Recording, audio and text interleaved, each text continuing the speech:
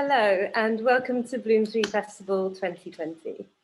I'm Avni, one of the programmers here, and I'm very proud to welcome you to this event, Consent, What is Missing from the Conversation. We're here with the Sexual Harms Medical Encounters research team at Birkbeck. Their research begins with the experiences of victims and survivors of sexual harms, both in terms of the medical examination and the emotional aftermath of harm. It's followed by the role of medical experts in legal settings and developing knowledge about the perpetrators of sexual harms.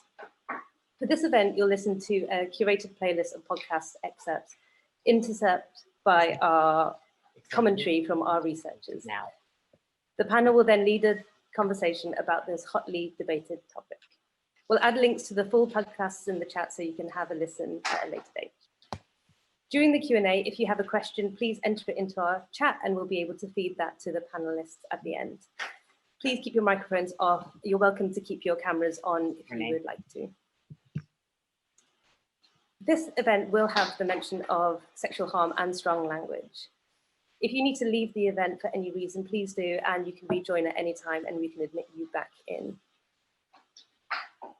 We'll be recording this event. You should have been sent a form so you can provide your consent or not. If you would like not to, you can obviously put that in the chat, but you should have been sent a form. So please look out for that and you can give us your information or not there. Thank you so much for joining us. I'll hand over to Tanya Cercia, Senior Director of Criminology at Birkbeck, to introduce the event and the panel members. Hi, thanks, Avni. Welcome on behalf of Birkbeck and on behalf of SHAME. I am not actually a Director of Criminology. I'm a Senior Lecturer in Criminology at Birkbeck and a Research Associate on the SHAME project. I work primarily on the cultural politics of sexual violence and especially survivor speech and discourse in public culture, including in my 2018 book, Speaking Out, Rape, Feminism and Narrative Politics. And I'm going to be chairing the session tonight, for which we have an excellent panel. I'm just going to introduce briefly now and then we'll get started. So we have Winnie M. Lee, who is an author and activist, and author of her debut novel, Dark Chapter, which is a fictional retelling of her own rape from victim and perpetrator perspectives. It's been translated into 10 languages, has won the Guardian's Not the Booker Prize, and was nominated for an Edgar Award. She's also the founder of Clear Lines, the UK's first ever festival addressing sexual assault and consent through the arts. Her ongoing PhD research, the London School of Economics, explores media engagement by rape survivors as a form of activism, and she has an honorary doctorate from the National University of Ireland in recognition of her activism and writing. She's joined by Sarah Lasoya, who is a Black feminist and global health master's student. She previously held the role of Women's Officer for the National Union of Students, where her priorities involve researching sexual harassment, violence in education, improving reporting procedures and survivor support mechanisms, tackling staff-student misconduct, and developing political education for university women's officers and student activists. She's currently working on a number of projects linked to sexual health, global health, and race. And they're joined by my colleagues from Birkbeck, Stephanie Wright, who's a historian of modern Spain and postdoctoral researcher on the SHAME project, whose research explores sexual violence under the Francoist dictatorship with a particular emphasis on forensic evidence and how it was used in the Francoist era. And finally, we have Emma, a PhD student, actually my PhD student, and on the SHAME project, and her research looks at the relationship between mental health evidence and trial and sexual violence survivors' speech. So you're going to hear from them to start us off tonight, and then I'll open up a broader conversation. And to get started, we're going to first listen to episode 6 of season 2 of the Sexting History Project, an episode on Against Our Will.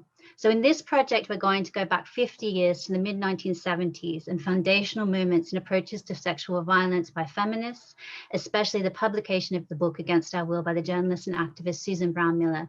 Listening to this, we're thinking about the way that feminists in that period changed the conversations about consent and sexual violence in ways that continue to echo and resonate now. So we'll listen to that now. It could happen anywhere.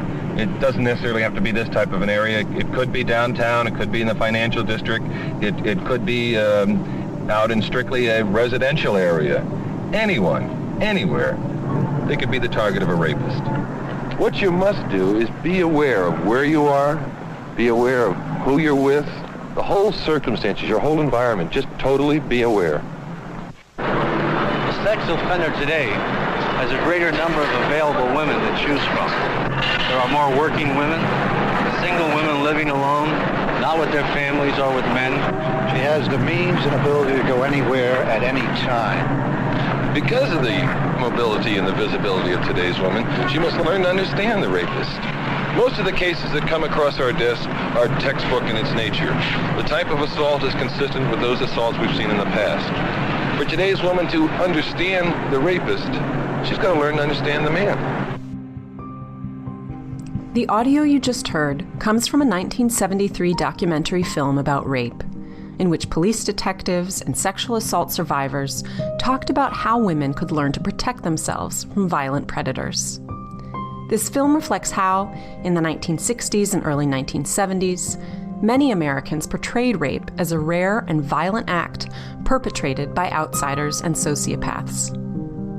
During these same years, popular culture, from Hollywood movies to dating advice literature, taught men that women needed to be tricked or coerced into sex. Many men learned that overcoming or ignoring women's objections was part and parcel of virile, healthy masculinity. For example, the psychologist Dr. Albert Ellis advised readers that foreplay should make it impossible for a woman to say no to sex. In his 1963 bestseller, Sex and the Single Man, he told men to dominate women. Show her that you are determined to have her as nude as possible, even though you are not literally going to rip the clothes off her back and begin to rape her. Popular advice to women about heterosexual sex, however, was filled with contradictions. Dating advice literature told girls that it was their job to politely set boundaries with sexually aggressive boys. We can see this in a 1951 film made for high schoolers called How to Say No: Moral Maturity. Well, what about the problem of boys? Their hands, you know. I've run into problems like this a lot. You get home from a date, and it's still early enough to stay outside for a while to talk. Some talk. It's a funny thing. This boy has probably been good company on the date, but just give him half a chance alone, and there's just no stopping him. A decade and a half later, author Evelyn Bourne had this advice for women in her 1965 advice book, Anatomy of a Love Affair. If you can't talk yourself out of his pass, try crying. Only a beast can resist a woman's tears. And if he's a beast, relax and enjoy it. All it means is you'll be seduced a few days or weeks earlier than you had intended. And since you had planned to be anyway, don't quibble. The combined effect of this advice was to make male sexual aggression seem natural and predetermined. The normalization of male sexual aggressiveness both promoted and obscured the routine sexual violence that men perpetrated against women. What's more, men seldom face legal or social consequences for sexual harassment or assault. Feminists of the 1960s and 70s made the defense of women from sexual aggression a cornerstone of their activism. As these activists developed a critique of patriarchy, they began to analyze the causes and effects of sexual violence. Susan Brownmiller's 1975 book, Against Our Will, played an outsized role in popularizing and crystallizing these feminist conversations. In extensive detail and across 472 pages, Brownmiller underlined that rape was neither the deranged act of a pathological individual nor the natural outcome of men's biological drives. Rather, Against Our Will showed sexual violence to be a systemic, pervasive, and culturally sanctioned act of power and intimidation. In Brownmiller's memorable formulation, rape was nothing more or less than a conscious process of intimidation by which all men keep all women in a state of fear. By contextualizing rape in these ways, Brownmiller offered readers a framework for naming sexual violence as a mechanism of patriarchy, and for challenging the practices and institutions that supported male sexual violence against women.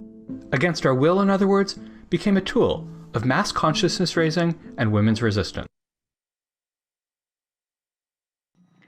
Okay, I'll jump in and just give some initial responses to that before we kind of discuss a little bit amongst the panel members. I really enjoy this podcast. I think the hosts do a really great job of synthesizing Brown Miller's work and really explaining why she's such an important ancestor to feminist but also kind of popular understandings of sexual violence and consent.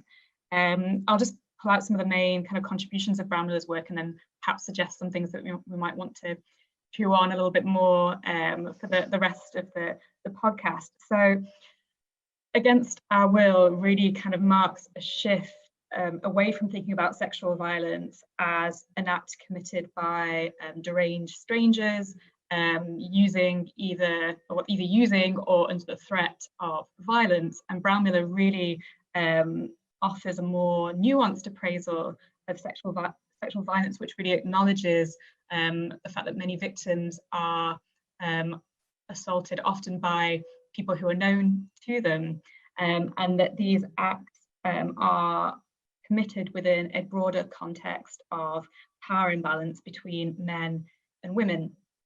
So for Brown Miller, rape is less about violence per se, and it's more about power. And that emphasis on power has been extremely influential and is incredibly important to us today. I mean, looking particularly at the context of the Me Too movement and the calling to account of very powerful individuals like Harvey Weinstein, Jeffrey Epstein, etc. So the kind of impact of Brown Miller's work is still very much kind of felt today. However, I should point out that there have been some very robust critiques of Brown Miller's work, both at the time and since, and the main kind of area of that is on the topic of race. So because Brown Miller sees women as this uniformly oppressed group, of which men are all oppressors, she isn't able to see how rape, and particularly accusations of rape by white women, could be used to uphold white supremacy and to justify the incarceration and even the murder of men of colour. And two of the kind of main examples of that are the lynching of Emmett Till and the Scottsboro Nine. And if you have a chance to listen to the podcast, Susan Brown Miller is actually invited to rethink that discussion, and she actually kind of doubles down on her thinking, which is really interesting. So I'd advise looking at that. Other critiques that have been made about her work are its heteronormativity, so the fact that she sees rape as this kind of conscious intimidation of all women by all men, really kind of glosses over the fact that you can get same-sex sexual violence, and also the fact that some perpetrators are women. Violence against trans women is also absent within these discussions. I mean, that's not too surprising for a text published in 1975, but it's something that we might want to think about. So in that sense, I think perhaps something we need to discuss is how to incorporate more intersectional thinking in our understanding of consent, and really to acknowledge how power structures which include gender but aren't limited to gender affect our ability to consent in different situations.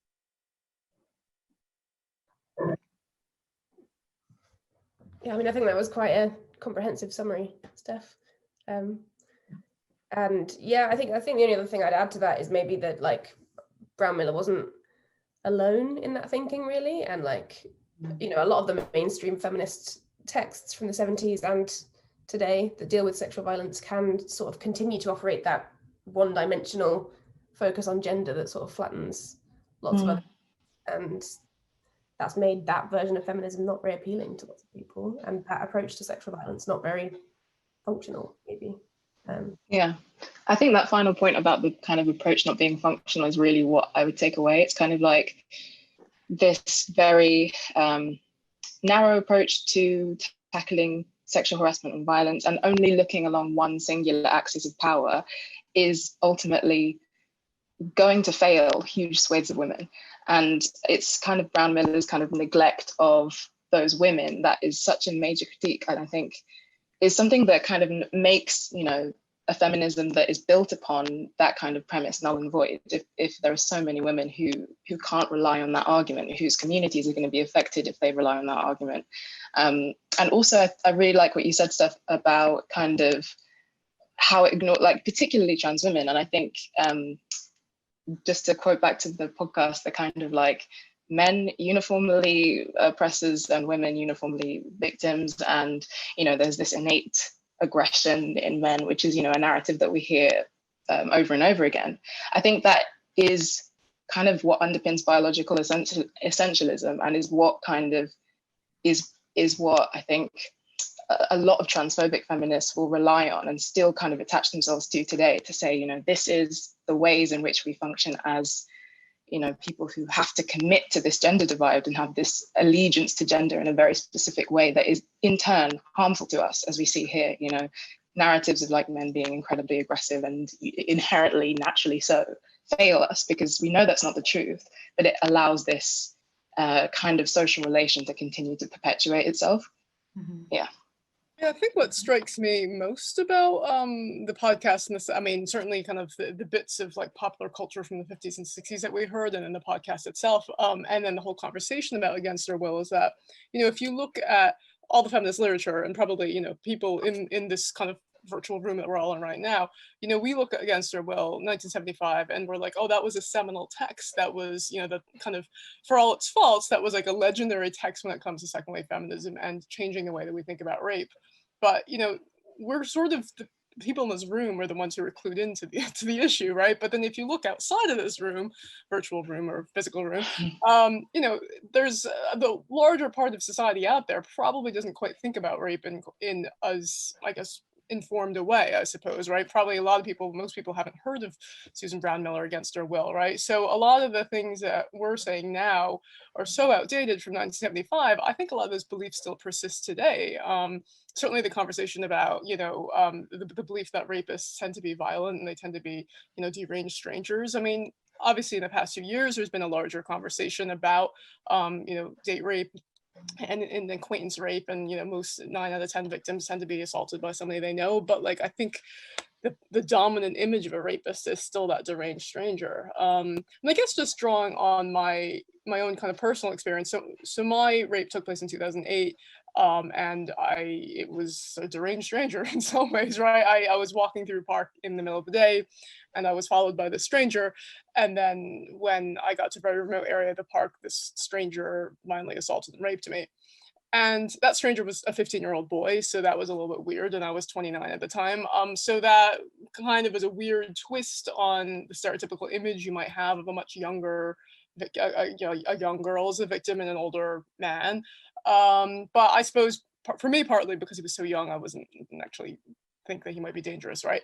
But then I also had like 39 separate injuries after the assault, and it was quite violent. So it fit into this narrative that people have about rape as being something that a stranger does to an unsuspecting victim outside in the open when she's walking on her own. And I actually found it, not that many people questioned whether or not I was making it up, or, I imagined it or what have you. A lot of the questions that a lot of other rape victims and survivors have subjected to. So it's always struck me since then how kind of easily I had it, even though like the assault itself was terrible, in that my own rape fit so squarely into the image that people have of rape through popular culture and through kind of existing rape myths. And many other women, 9 out of 10 women, don't have kind of that level of ease at which their story is necessarily accepted. So I think, even this day and age in 2020, finally, I think the conversation is evolving, but if it took 45 years to get here and there still is a lot of kind of larger education that needs to happen, it's like, okay, how much longer is it going to take? Is it going to be another 45 years before, like, 80% of the society understands a bit more about sexual assault? So, I mean, I think, yeah, it's interesting to look at it as being such a historical text, and then just realize, like, oh, actually, a lot of those assumptions people have about sexual consent are still pervasive in society today. And that is actually a perfect segue into our next podcast, which is precisely about the persistence of those kind of myths and misunderstandings. So our next podcast excerpt that we're going to listen to is from Oprah Winfrey's podcast, Oprah's Super Soul Conversations, and it is her conversation with Chanel Miller about her memoir, Know My Name. And the little bit that we're going to listen to is part of a wide-ranging conversation between Winfrey and Miller about Miller's reflections on her experience of being sexually assaulted at a Stanford fraternity party and the aftermath, including her decision to make her story public. But they also go into some of the issues that impact on the ways in which women are or are not given sympathy, and their stories are and are not heard. So we're going to listen to that now. What did she say? What did you do? I mean, listen, my own father, when I went to him in my 40s to finally have the conversation about a relative who had raped me at 14, my own father said, "What did you do? What did you do?" And I said, "Dad, I was 14 and he was 42. It wouldn't have made a difference if I was walking buck naked in the house. I was 14, he was 42. He was the adult." So I think there needs to be a paradigm shift. This begins the shift. What do you think? Well, when you say you need to change your behavior, you're basically saying, don't let yourself be the drunkest one. Let it happen to somebody else. You're saying, don't let it be you, just pass it on to someone else. So we're never going to reduce the number of rapes. That means all the rapes stay exactly the same. We just go through our life hoping, I hope that's not me. Yeah. But it's still gonna happen to everyone else. Yeah. So I'm not interested anymore in critiquing these little individual things. These are not isolated incidents. Yeah. We're not going anywhere as long as we do that. Yeah. So I'm done with that way of thinking. I will say this, though. I just recently talked to Malcolm Gladwell, who's written a book called Talking to Strangers. The Stanford rape case is a part of that story. And he talks about the role alcohol plays on so many college campuses. And that most people think that alcohol makes you less inhibited. He's saying studies now show that it actually makes you more myopic and dumber. And that when you have a person drinking or two people drinking to the point of being blacked out, highly intoxicated, that it's a recipe for disaster. And that on all of these campuses, when people talk about sexual assault and what they can do to curb sexual assault, alcohol never comes up. That everybody thinks we should have more lectures or we should have more, seminars where people understand both sides, genders feel. And alcohol is not used as, or at least considered as, the vital role. Okay, I'm going to jump in this time. I'm going to try and pull out a couple of things that I think are important to the discussion and relate to what we were just talking about. So firstly, I think with the kind of rape myths that we were just talking about and the victim blaming notions, especially with that alcohol conversation, I'm not sure how I feel about that. But I guess I'm kind of interested in how victim blaming sort of transforms notions of consent, and also how much progress we've really made since Brown Miller's time on that. Like, I'm not sure if any of you saw this in the news yesterday, but the Crown Prosecution Service released some new kind of guidance on how to prosecute sexual offences, and it included this whole myth-busting pack dealing with exactly those things, explaining that, what someone's wearing or whether they've been drinking or if they've met someone on a dating app. That does not mean that they have consented to being subjected to sexual violence later on that day. And yeah, that just was like quite alarming to me that that's what's going on right now in the courtrooms. And it makes me feel like we haven't come very far. So I'd be interested in your thoughts on that. And the second thing really is to do with capacity, which I know is a particular interest of mine, but just with the example that Oprah actually gave there of her being 14 and a man being 49. So obviously she did not have the capacity to consent to sex with that man. And even legally she wouldn't have. But often the law kind of views capacity as this a characteristic that you either have or don't. So if you're of a certain age or if you have a certain diagnosis, then you cannot have capacity to consent. Whereas oftentimes it's, you know, something that everyone is kind of vulnerable to. Like Chanel Miller, for example, was unconscious. Like she did not have the capacity to consent to anything that she was subjected to.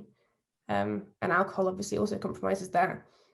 And yeah, the whole Malcolm Gladwell thing about educating people around alcohol, I do find a bit jarring. I'm not sure how you guys feel about that, but yeah, those are my two kind of main thoughts around victim blaming and capacity. I don't know if...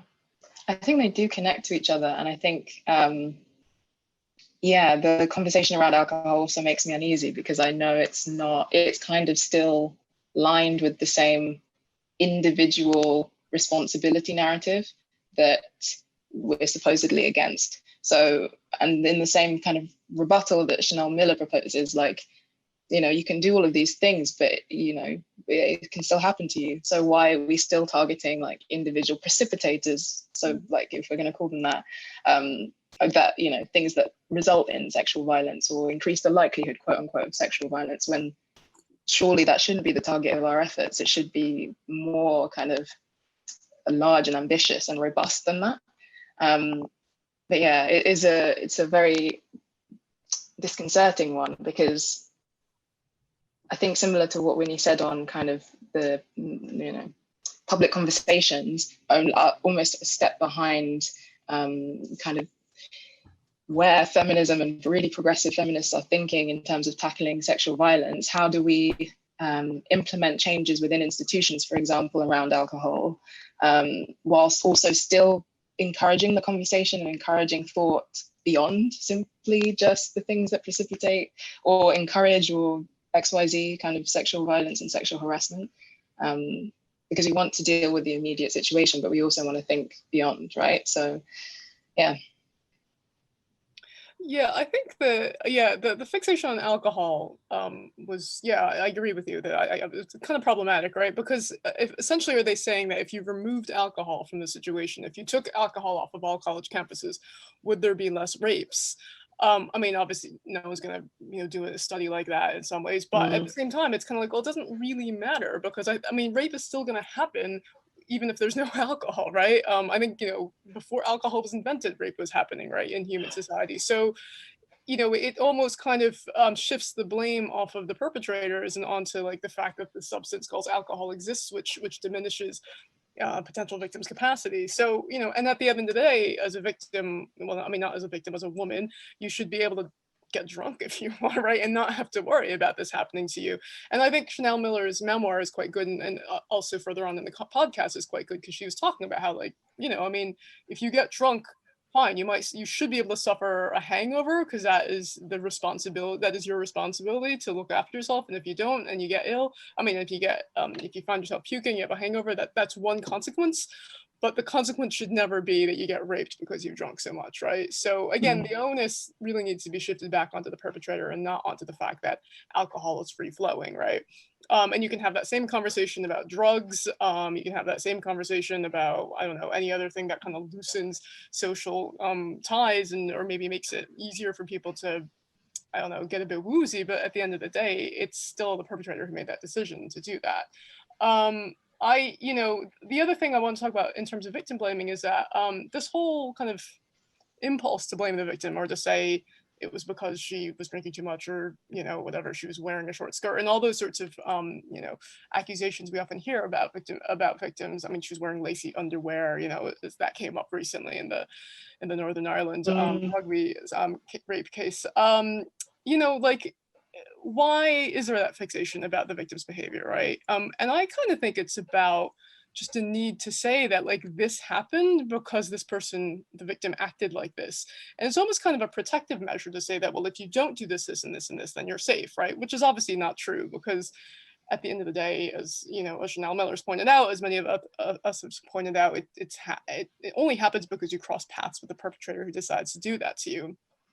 But it's somehow scary to think that your life can change that quickly. So for me, you know, again, it's scary to think that I just went for a hike and I crossed paths with that perpetrator and my life was fundamentally changed afterwards, you know, and if I'd gone an hour earlier, if I'd gone on a different day, that may not have happened to me. And so it's that random that these things happen to us. And it's almost like you want to have a logic to explain why these things happen. It's because, you know, the victim is doing the X, Y, and Z, and it's actually not. I mean, so I think, especially in this day and age in the 21st century, you know, kind of neoliberal, your life is the result of the choices you make kind of philosophy, it's really hard to consider and to really, you know, to confront the randomness of fate sometimes. I mean, fate's maybe not the right word, but the randomness of how these traumas can fall upon us through no fault of our own. So I think that's kind of at the heart of the victim blaming kind of impulse as well.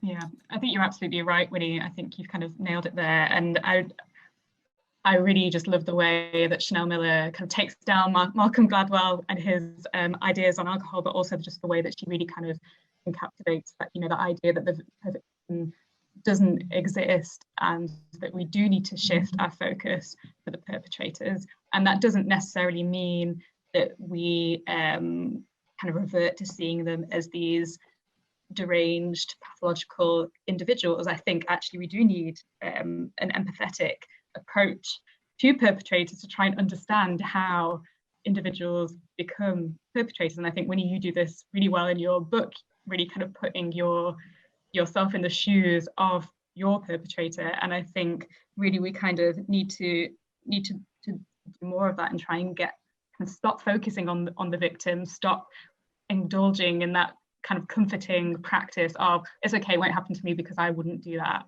I think we need to just put that to one side and really kind of unpick the roots of why somebody or how somebody becomes a rapist. Yeah, no, thanks. And I mean, I guess for me, the reason I wrote the book was, well, because this thing happened which changed my life, right? And, you know, which I wasn't expecting to ever happen to me. And then I kept on thinking, well, this guy was 15 years old. And so what had happened in his life that had led him to being that violent at such a young age? And if you think about every single perpetrator out there, they somehow evolved through life thinking that maybe these actions are okay, or thinking maybe not that they're okay, but they can do it and get away with it.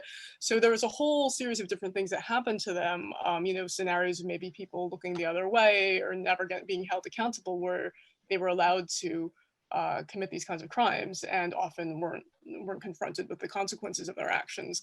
So yeah, I mean, you're absolutely right. We need to look at perpetrators to really understand why this crime even exists. And you know, we can talk on all we want about alcohol and the onus being on victims to look after themselves, but really, you know, why do perpetrators do this? And it's not just deranged individuals, as we know from the Weinstein cases and lots of the other Me Too stories. It's people within certain industries. It's very, you know, acceptable members of society. It could be members of the royal family. You know, I mean, there's lots of people who seem very acceptable and decent and upstanding individuals who good people. Yeah, exactly. Who don't quite, you know, really respect consent when it's behind closed doors in some ways. So, yeah, important bit of research.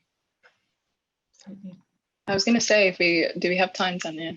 Little bit. I was just going to say, like, I think I really agree with everything you've said, and that it makes me think about the kind of victim blaming narrative and responses as a kind of way to just exceptionalize these instances of violence, so that we then don't have to, in the neoliberal sense, we don't have to grapple with the fact that society produces people, anyone, our family members, anyone who could perpetrate that kind of violence. I think it's a kind of nice insulator and a nice kind of logic that we can all abide by, that these instances are rare and will only happen if X, Y, and Z, or only likely to happen if X, Y, and Z, as opposed to we live in a society that produces this violence endemically and always. And how do we begin to address that? Okay, and again, we have a really nice segue into the next podcast, which is also linked. And I was thinking while you were talking, I mean, one thing that we have seen in the last few years, particularly in terms of grappling with these questions is really quite amazing texts and cultural productions by survivors and others that really look at some of the complexity of these questions. So we've talked a little bit about Winnie's book. The last podcast excerpt we were looking at was looking at Chanel Miller's book, and the next podcast we will be looking at is a series of excerpts from the podcast series Obsessed With, I May Destroy You from the BBC. So that's talking about I think it's uncontroversial to say the excellent television series I May Destroy You, that was a kind of smash hit of the last year. And the podcast is reflecting on some of the issues the series raised, which is, what can these kinds of popular and fictionalized accounts of the complexity of consent and sexual violence in contemporary society help us to do in terms of kind of opening up conversations? And in particular, the series of excerpts that you're going to listen to, for those of you who have seen the show, and if you haven't, I very much recommend that you watch it, pulls out a number of kind of areas around the experiences of the main character, Arabella's friend Kwame, a queer man. And so it's also thinking about some of the questions that have come up already in the conversation about social narratives about consent and how they're affected by power and also by factors of identity and vectors of power like gender, sexuality, and race. So we're going to listen to that now.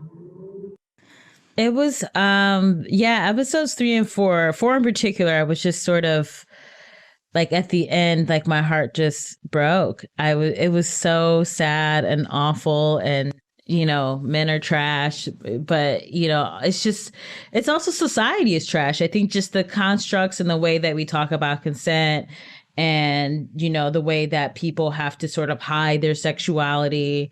It's just there's so, what I think is so powerful about the show is it's not just one particular thing that leads to a sexual assault. It's the entire construct of society and how we talk about sexuality, how we talk about consent, how we don't allow people who are victims of sexual assault to even have a place in which they can process those feelings. You know what I mean? Yeah. To the point where like you're like nervous to even like tell your friend what's going on. So it's just problematic across the board any way you look at it. And I'm like, this guy, even though he's a monster for committing this sexual assault, you could see attitude about it. I was like, society helped create this person.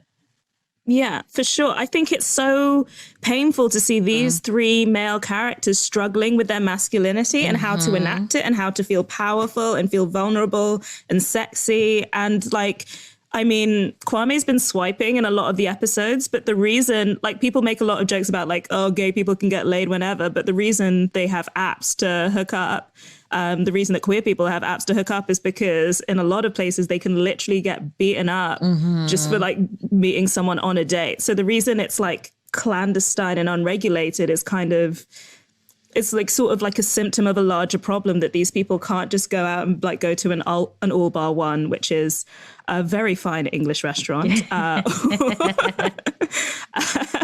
Or just like British ask Bake Off someone will tell you about it. Oh, he will. Yeah, all bar one. It's very, very classy. But they can't just ask someone out. And I think, sorry to cut you off, but I think that sometimes when you don't have templates of how to be loving or caring, or you've always had to hide yourself away, then he thinks it's fine to just exert this, like, I'm controlling you. I think there's a part of him that genuinely thinks Kwame will get off on it. Yeah, that's what I felt too. Like, he was like, oh, he's going to like that I'm being hyper masculine. And like the fact that is sexual assault to him equals being hyper masculine in a cool, positive way. I was like, oh, the society is like fucked up. But it definitely made me go like, if these are the only ways you could sort of meet up and be with each other because you can't be out in the open. I was like, there must be like so much pain and turmoil and frustration that society won't allow you to be your full self at all times. I think the thing about Zayn is that the education for boys on how... He's not... Yeah. like when we discussed him taking the condom off, I'm like, why would you do that? Like, because even if it's not necessarily good education, girls get told like you will get sick, you'll get STIs, you will get pregnant. There's so much to worry about. But they also, I think women are quite used to being made to like care for men's feelings, like, oh, don't make your dad's a bit irritable, he's been at work, or like your brother, he's stressed out. Like you're so used to thinking about men's feelings, but he doesn't think about that at all. Like I don't know if I don't think he's meant to be an evil character. He's not. He's definitely not. Like he's a good guy, quote unquote. Yeah. He's a good guy that lacked education, but that shit will get you in trouble. So so I May Destroy You. I hope many of you have seen it. And if not, go to the BBC iPlayer after this and watch it, because I mean, it really, in some ways, in the same way that kind of Against Our Will was landmark cultural text from the 1970s, like I do think that this is sort of a landmark piece of popular culture that has really, really opened up the conversation. And the podcast has touched on a number of reasons why it's done that. I mean, for me, certainly it's that question we had about intersectionality and diversity. Again, traditionally, if you look at mainstream media texts or representations of rape over the decades, the victim's been a generally quite attractive, young, white, middle-class woman, right? And, lots of people get raped, right? It's not just white women, it's women of all different races, like me, right? It's women of different classes and education levels and ages, and also it's men, right? And it's not just gay men, it's straight men, and, so there's a whole sector of the conversation that isn't being had in public when all you see is a victim that looks the same way, right? So I May Destroy You has been revolutionary in terms of how it's really opened up that conversation. And most of the cast is Black British. Most of them are, I guess, what you'd call working class, because they're children of immigrants. And occasionally you get white characters in there, but it's very important to see kind of life in London and the kind of the millennial experience from a perspective you don't often see on the BBC or anywhere in mainstream culture. So alongside that, you have the diversity of what is it like to be a Black person reporting a rape, or a Black gay man reporting a rape, and just the questions about believability, the questions of social status that suddenly come into play in terms of how you're believed or not are really important. So I think it's really kind of opened up that conversation that way. Also, you have a spectrum of experiences. There's a spectrum of different forms of violation that are happening there. Arabella in the first episode is, sorry, spoiler alert, but it's the first episode. She's drugged, and then she wakes up and it turns, and she slowly pieces together that she's been raped because she was drugged by a stranger in a bar. In this episode, Kwame had a consensual sexual encounter in a hookup with a date, and then that man, after the consensual interaction, that man pushed him against down onto the bed, and they had the non-consensual sexual encounter. So the fact that you can be sexually assaulted after a consensual experience is something that happens. And again, it's hard to prove in a court of law and all those sorts of questions, but that still is a violation, and it still has its impact. It's psychological impact on the victim. And again, we had the scenario where Zayn essentially does stealth condom removal. So he has a consensual sexual act with Arabella, but without checking with her, he takes up the condom, and he kind of says, "Oh, I thought you were okay with it." So again, it's not rape, right? But that's a violation of consent, and it continues to compound on Arabella's experience because she's had this recent experience of rape, and then this thing happens to her. So it really shakes her up in a lot of ways. So something as kind of stealthy as a stealth condom removal can have a massive impact on victims. And I think the show's been really good in showing the range of things that can happen. On the topic of education, that's interesting because they make a big deal about Zayn being a Cambridge educated guy, right? And so there's a running joke about, oh, he went to Cambridge, he's got this education that Arabella doesn't have. So in some ways he's very formally educated, but I guess obviously what the podcast hosts were saying was that, that education hasn't happened in terms of sexual consent, or maybe it has, and he's just too selfish to really care, right? So for me, I think that's an interesting topic because, yeah, it's important to teach about healthy relationships and, talk about consent in schools, but it's more about getting the potential perpetrators to care about the impact on victims, right? And maybe they don't care, or maybe they would realize it a bit more if somebody confronted them with the consequences of their actions. So for me, every day for a while, I was like, does this 15-year-old kid know what he did to me, right? You know, I mean, he does know on some level, but does he understand the huge impact it had on my life, and, you know, how I couldn't leave the house, and how I, you know, lost my job, my career, and it took me about pretty much 5 years to piece my life together. That massive impact on a victim. Do any of the perpetrators out there really think about that, right? And if you think about one perpetrator often has multiple victims, think about the massive wake in, you know, that the massive impact that that person has left in his wake, right? So I think that's maybe what we're talking about when we say education, just confronting people with the consequences of their actions if they do something which maybe to them is as small as removing a condom, but really can have a huge impact on the life of the victim afterwards. Lots of other stuff I can talk about, but I obviously want to kind of open it up to the rest of the panel. Yeah, I think that was, again, a really good summary. And actually, the thing that you were saying about Zayn, it did kind of annoy me as well, how they were talking about Zayn as this good guy. And yeah, that he was educated, and that it seemed to, I don't know, it sort of diminished what he did a little bit. And I felt they were giving him the benefit of the doubt in a way that victims often just don't get. Like the victims don't get the benefit of the doubt in that way. Sorry, carry on. No, yeah, and I'm not really sure why he got it, I guess. But yeah, I think that raises questions sort of on that spectrum of these traumatizing sexual violences. Like, where do you draw the line of things that are not that bad and things that are that bad, if you're supposed to kind of quantify it in that way? Yeah. And like, all of them are traumatizing. It doesn't matter that he was a good guy. Is the assumption there that because he was good, he can't have committed sexual violence? Like, I just found that whole bit confusing.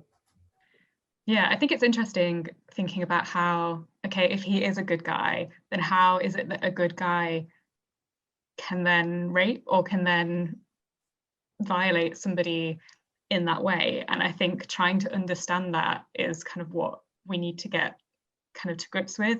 And I think, well, male privilege is obviously a part of it. I think there is a huge privilege in even getting through secondary school and not being terrified of getting an STI or getting pregnant, which is something that the vast majority of women, I'm pretty sure, experience.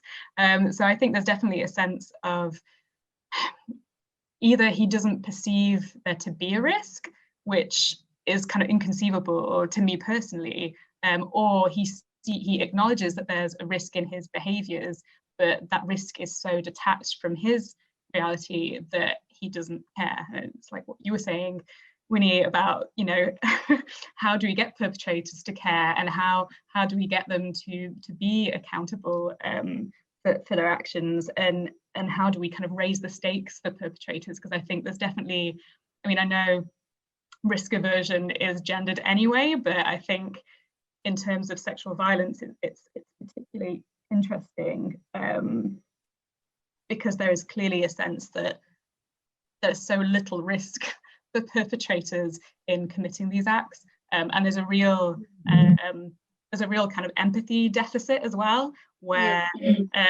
clearly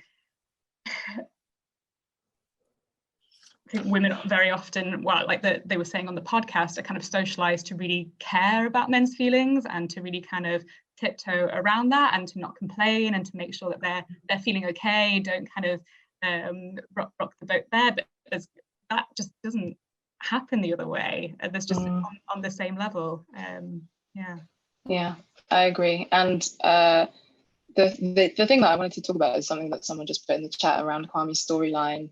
And kind of I personally feel I had such a difficult time with the show, beyond kind of the difficult content and the difficult subject matter, just because I think Kwame is done so badly. I think he's a character who is so neglected, I think, both by his friends, but also, in my opinion, a little bit by the writing. We don't really know kind of his backstory beyond the fact that he teaches this dance class, and we know him as a character in relation to Arabella and kind of in the group dynamic. And he's kind of indicated to be this kind of sexual deviant because he's on the apps and he's always hooking up. And it's kind of like, are we going to give some more care to and nuance to the ways that, you know, his sexual life is like you mentioned, Emma, kind of forced to be this way. Like there's not really other avenues for people to relate, and so that has deeply shaped the way in which sexual encounters happen, and the kind of risk of sexual harassment and assault. And just before I touch on kind of him and Niloufer, also how, you know, his police interaction is mirrored against Arabella's in a way that I also found very troubling, because I think, you know, he has a really difficult time, and he is up against this Black policeman who's supposed to be listening to his story and really taking stock of what's happened. Obviously, completely inept response from the police. No real care is afforded to him. In the literal space, it's kind of cold and dingy, and he doesn't get listened to, and eventually he just leaves. And he's forced to carry that burden of the sexual assault on his own, and to the point where his friends don't really care, you know, or like really question what's happened and stuff. And then, you know, comparatively to Arabella's experience, where she has this, you know, miraculous Black woman police officer who suddenly knows exactly what to do. The reality of the police is that, you know, when Black women go to the police and report sexual assault, that isn't what happens. You know, a lot of the time, the response isn't as friendly and warm and open as it is in the show. And maybe it is important to show an experience, you know, where you have the best possible officer on the case and it still fails you. Maybe that is really important. But I feel like it just gives a lot of kind of time to institutional and state responses to violence in a way that, you know, is interesting to see how Arabella complexly deals with that when it does fail her. And that's a really interesting avenue. But to get to the point on Kwame, so I think, again, it comes back down to care in terms of how his friends don't really understand him as a victim or understand him as a survivor. And when he reports back this experience, and he's expecting to be understood in a very complex and nuanced way, and for them to really understand that his actions and behaviors have been deeply shaped by this experience of sexual assault that he can't quite communicate the extent of, he's met with, you know, the assertion that he is the aggressor, that he has been violent, that he has perpetrated. And, you know, where he may have perpetrated, and that is an incredibly valid case, the dynamics of that social interaction with this white woman who is incredibly, you know, racist and homophobic is, you know, swiftly revealed following the interaction. He doesn't get the care that he deserves from his friendship circles, and he doesn't have the avenues to kind of receive the care from, I don't know, collectives, community organizations, community groups that, funnily enough, Arabella does, you know, end up finding one. So I think it's just interesting, and the show purposely, and I think in all of the critique and all of the kind of writings that come up about it, purposely walks that line of ambiguity around so many different interactions around consent, and that is really interesting. But yeah, for me, it brought up so many questions, and I was like, take a line on something, just take a stand and say that Kwame deserves better. So I feel like there would have been kind of more power, and this maybe might be more TV critique, but in being more assertive and saying, he deserves better in these ways, and what would that have looked like? Because I think that would be important for people watching that show to see, rather than just, you know, the pain of queer, gay, Black men's experiences, which I think we have quite a lot of already. Yeah. We might come back to that and see if anyone else has thoughts on informed consent and also the points that Sarah's just raised. But before that, we're going to go to our last podcast listening, and this is a couple of excerpts from a podcast called In the Know, which is a very short 3-episode podcast produced by Radiolab. And in this final selection, we're looking at lived experience and kind of the gap between, which we've touched on a bit, you know, what we might think we know or believe about consent and our actual lived experiences of it, and thinking about that both in kind of what we might call mainstream sex and sex lives, and also in the BDSM community, which is a community that gets a lot of attention around consent. So this also is going to lead us towards thinking about how we might begin to address some of the problems that have been brought up in the discussion so far. So we'll listen to that now. Just gonna dive right in. Yeah, so the average group that we talked to was maybe a dozen women. We tried to make it as diverse as possible. You saw it? You saw it coming? I mean, how'd you see it coming? And the first thing that really struck us, I think, Shima, tell me if you agree, is there was sort of a disconnect. Like, on the one hand, it seemed like affirmative consent for almost everyone we talked to seemed like second nature. Yeah, so I actually teach like a workshop on consent for high schoolers. Some of them are even teaching classes on it. Yeah, PhD. Yeah, okay, so you know, like CA2, yeah. Yes. Oh my God. So like a clear and concise yes at every step of sexual activity. I think that's like amazing that we're teaching kids that now. And like, I do feel like it's my generation's problem to change it and change the narrative about it. So a lot of them were really committed to actually changing the way consent looks, the way that these sexual experiences go and how they're navigated. But then when we would, focus in on what they were actually experiencing in their lives, what we saw was much different. My friend and I ended up at a bar, and like the bartender was really cute, and we were like flirting, and he like, I don't want to give any identifying information, but we were just like vibing, and I like hooked up with him, and then like immediately after I started hooking up with him, I was like, oh, this is not what I want. But like at that point, it's kind of like saying no would be like much more of an uncomfortable situation than just like going through with this and like understanding that I already regret it, kind of. I don't know why I didn't leave, but eventually I was just like, okay, fine. Like, whatever. Because they would just be like, please, like, come on, please. Like, you're turned on a little bit. Like, and I would be like, fine, whatever. Like, let's fuck. I think he was going down on me and like had asked me if I wanted to have sex, and I said no. And eventually, like, I just like kind of wanted to be like over with like the entire interaction, and I was just uncomfortable. And then I was like, okay, like, let's have sex. Just because I thought that like that was the easier way to like make him happy, get done with it, and then like it be over. We just heard a lot of stories of people having sex that they didn't want to have, where maybe affirmative consent was in effect. They did say yes, but it was either because the guy wore them down or they were way too concerned with how he was feeling. Like, it would make him feel really, really bad. I know that, like, if he would have known that I felt that way, he wouldn't have gone through with it. And, like, I just didn't want to, like, hurt his feelings and be, like, and make him feel like he, like, took advantage of me or whatever, when I knew that there would be no possible way that he would know that I was feeling that way. Some women told us that they say yes sometimes when they don't want to because they're scared. Part of the fear in saying a hard no is that hard no can then be violated, and that's like a terrifying thought. Like, to say, like, a hard no, like, that's more traumatizing to me, like, in my head almost, than having, like, a soft no just sort of, like, slid past. It's like having fear of future trauma. Wait, say it again? It's like having a fear of future trauma.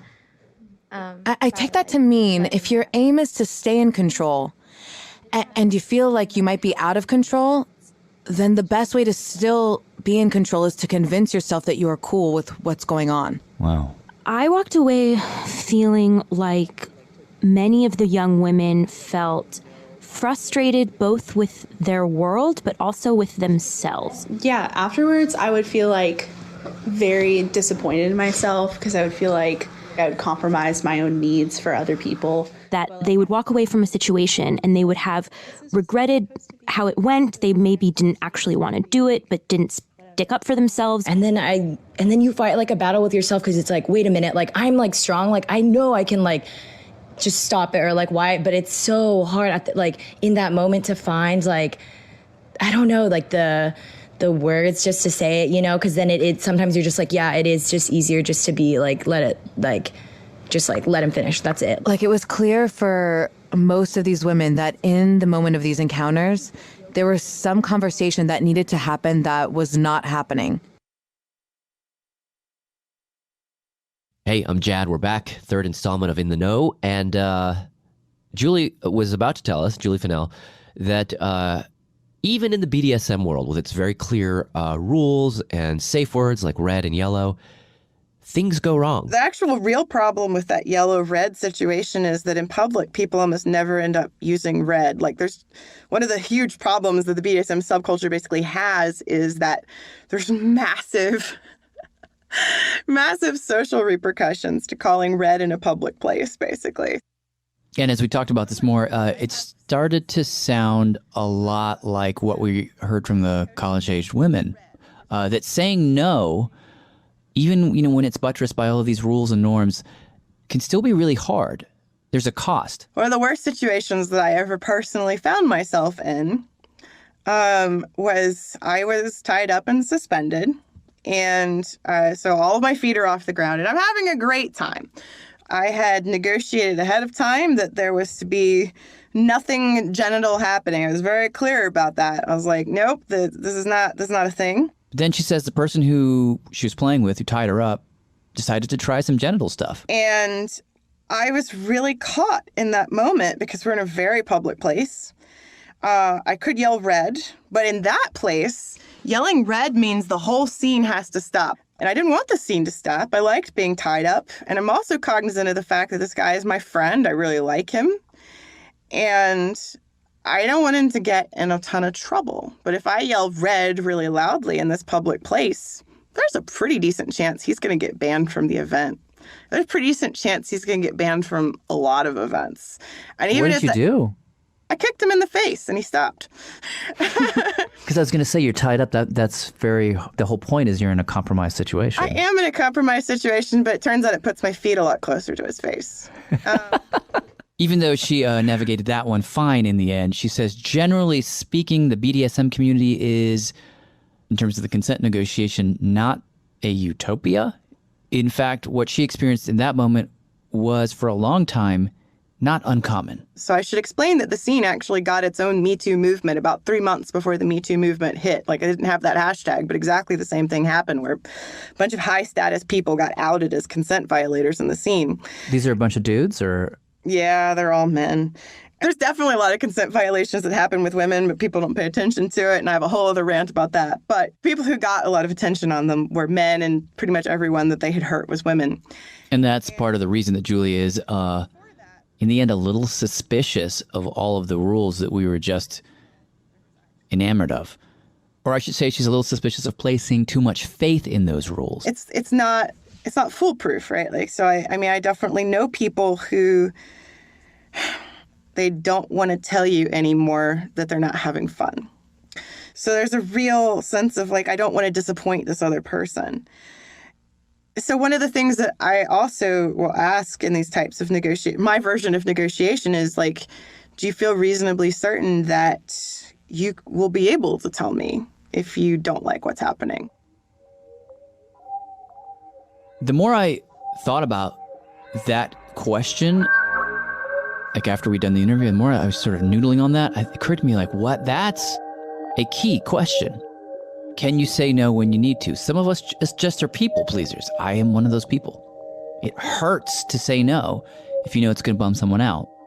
Others have no problem with that. So she asks, which kind of person are you right now? It is situational. Who are you at this moment? If they say, yeah, right now I'm not good with the no, then she goes one direction. If they say, no, I can tell you. Then I'm like, all right, can we both agree that we are adults? That we don't have to get into all the stuff about what we don't want to have happen. And that we will take responsibility for actually communicating how we're feeling in the situation. And if we fail to communicate that we will also take responsibility for that. So are you okay with kind of whatever? And you're going to tell me if you're not? And the other person goes, yes, that's how I want that to go.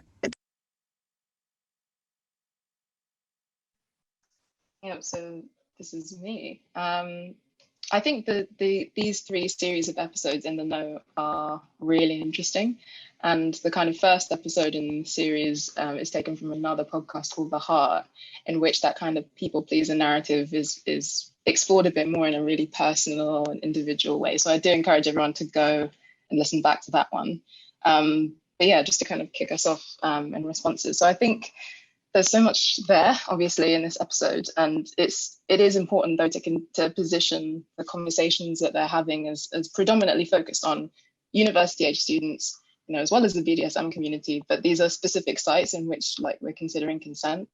I found that the highlighted kind of disconnect between knowing the theory and being very well versed in the language that's come to kind of define consent and how it works, and the experiences of people in sexual situations to be important to sit with. I think that holds so much because, these young women are very obviously attuned into what should happen and what shouldn't happen when they say yes or no, and yet it's not playing out in the way that consent is telling them it will or should if they do say no, very vehemently and affirmatively.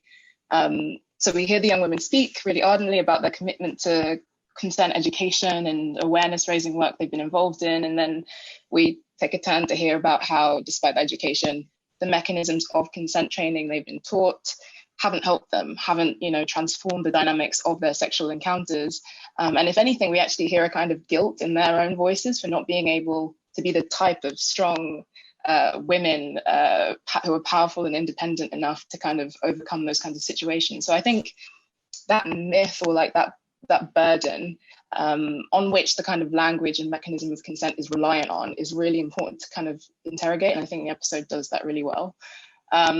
And, in our conversations around neoliberal feminism, I think it's unsurprising that mainstream neoliberal feminism produces and persists with this supposedly liberatory nature of consent, despite, its failure in a lot of spaces. So, and from my previous experience, predominantly working like within the university institutional context, consent workshops have become hugely popular. And as well as that, kind of on the institutional side, zero tolerance policies is also kind of the go-to.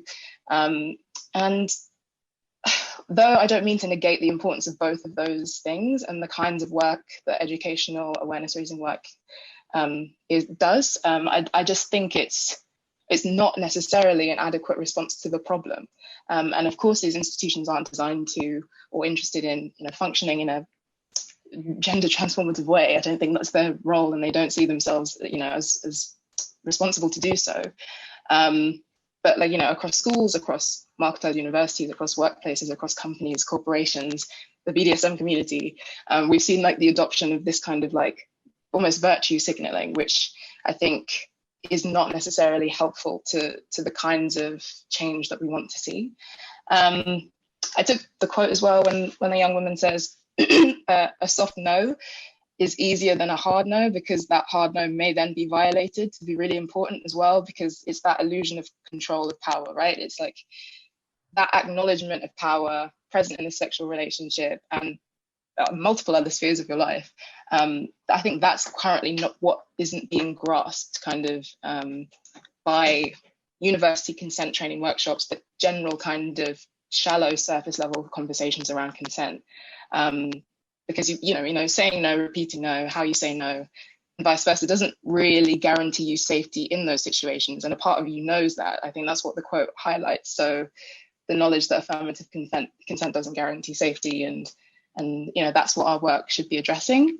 I think switching then, before I wrap up, to the BDSM community, it's interesting to hear the speaker also talk about their own considerations of the social repercussions for the person who's her friend in the situation, because that again is a common consideration that I've heard, and is very popular, or very present, I should say, across people who are survivors and victims of sexual assault, but particularly also like to highlight around for marginalized women, so particularly Black women and women of color and trans and queer women and disabled women. There's a natural suspicion of placing faith in the kind of policy-informed punitive institutional responses to situations such as these, whether or not it's in a BDSM setting or a university setting, because of a kind of historical exclusion problem with the category woman.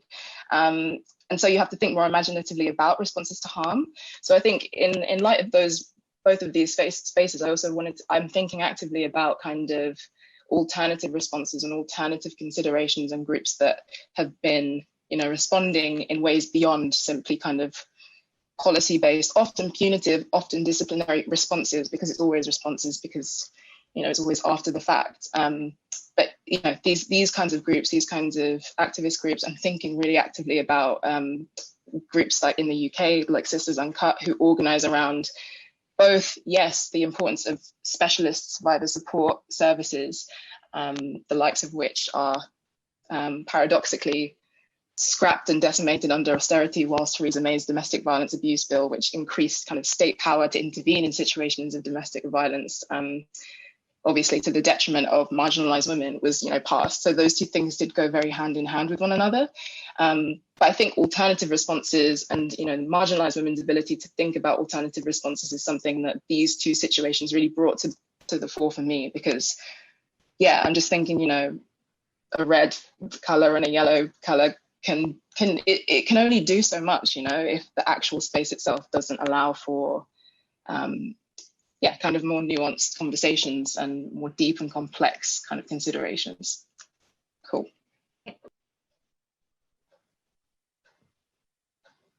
I mean, yeah, like really interesting response there, and it does. Yeah, I'm just kind of musing on that. I mean, I love how you use the term virtue signaling in terms of like the institutional responses, and I think certainly since in the past 3 years, since like #MeToo and the Weinstein allegations and everything, you know, we have seen this kind of this outpouring of stories, but then also like institutional responses, right, to like the Me Too movement, right?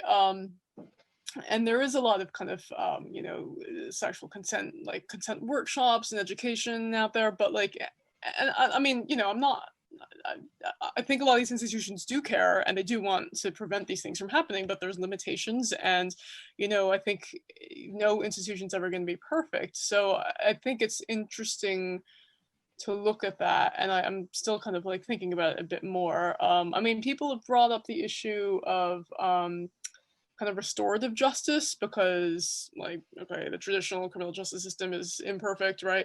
So if you can't get justice through that system, which you really should, if we're actually working, how about restorative justice as an option, which is, you know, and I guess in the case of rape, it might look like a rape victim sitting down with a perpetrator, not potentially her perpetrator, but a perpetrator, and kind of them having an interaction and her sharing her you know, her experience of what happened to her, and kind of having the opportunity to confront a perpetrator, right, and having an opportunity to kind of, I suppose, educate him, right, and then the perpetrator, you know, maybe is somebody who's willing to do that, is already maybe a little bit remorseful anyway, maybe learning something from that, right? So it's a learning moment for both people, but is that a little bit condescending, right? I mean, it's that, you know, if we're talking about victims of rape, we're talking about years and decades of their life which have been fundamentally changed in lots of material ways as well, right? You know, like there's loss of earnings, there's loss of career, you know, family relationships get damaged if somebody's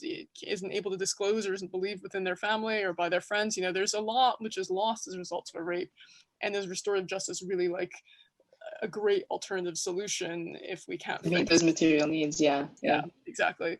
So that's one thing. I mean, I had some other thoughts as well, but I kind of don't want to take time away from other panelists who might have something to say.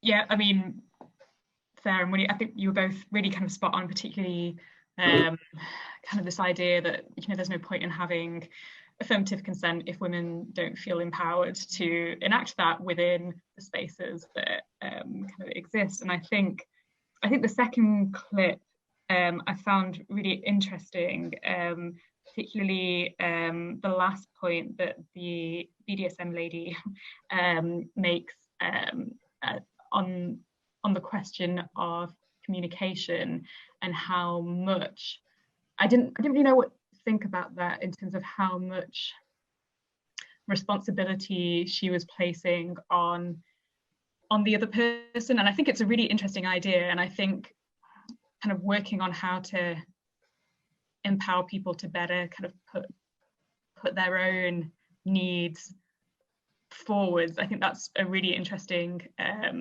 idea. I was reading, I don't know if you're familiar with Adrienne Marie Brown's Pleasure Activism, which is like it's a really kind of great book for kind of thinking differently about these things. And she talks about how we should see no as a complete sentence, and the idea that I think we're so ingrained to think that we need to give some kind of justification for saying no, or be kind of apologetic about it.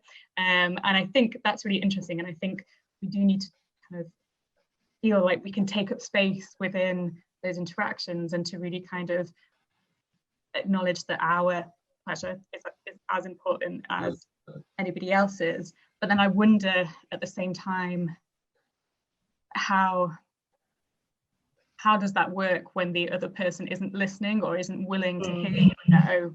And so, yeah, I don't know. I think, yeah, I don't think I'm formulating that very well, but I think it's kind of, I don't know where the solution lies, and I don't know whether it's actually more kind of like a jigsaw puzzle where, you know, we all have to kind of there has to be a bit of give in terms of kind of trying to get perpetrators to feel more empathy towards their victims, but also I think everybody needs to be more assertive and better able to kind of communicate what you want and take responsibility for that. I know in those moments it's really awkward to say no, and you really get a sense of that from the discussions that are happening amongst the students in the US. But you know that there is an element of choice there, and it's uncomfortable. It really is. But how? Yeah, that's something that it's a tension that I really struggle with. Yeah, I don't know what you think about that.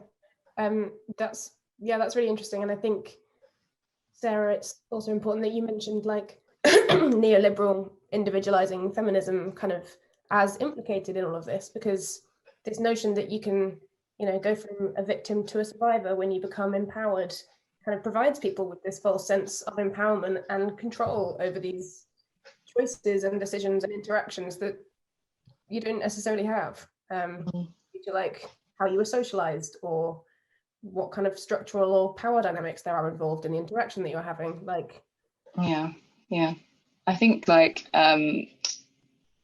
it's almost like there's a Diane de Puma quote about, you know, for us to bring the thing down, we need multiple angles, we need people pushing at all sides.